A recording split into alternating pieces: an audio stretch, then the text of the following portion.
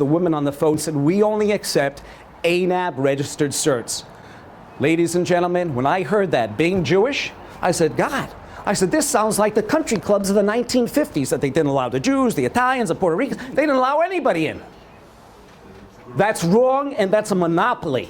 And let me just tell you something, ladies and gentlemen. Not only is it a monopoly, it's absolutely disgusting. All right? And I have it documented, so if you want to take me to court because you're a bigger, the ANAB is bigger than little Daryl Guberman, and they don't like smart people in this country. We all know that. If you have an education here, you get screwed. All right? Hold on a sec. Can I say one thing here? ANAB has no problem with you. Really?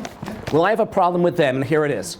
Randy Doherty, the vice president of ANAB, sits on the board of the International Accreditation Federation, who makes the guidelines for them. He is like the fox watching the hen house who's getting paid from both dipping. He's on like 7 different committees here.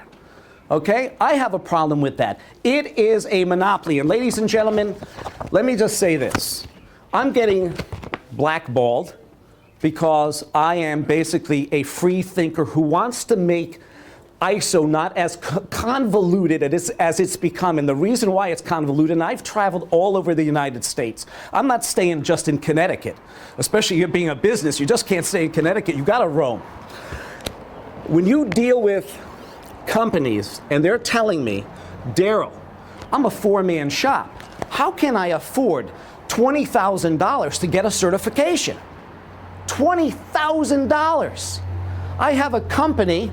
Okay, on top of that, they have, I'll tell you for instance, AS9100, the same company that I assisted with their AS9100 audit, last year spent $30,000 to maintain their AS9100 certificate. Did they get value added from the 17 rejections that they got? There's no value added. Value added is, look, I'm going to invest $17,000 and get $200,000 back. They invest $30,000 and get this. You know why? And I'll tell you why. You have a piece of paper up on the door, ladies and gentlemen, a piece of paper that says you're certified to 9001, 2008. The next time you hear from your registration company,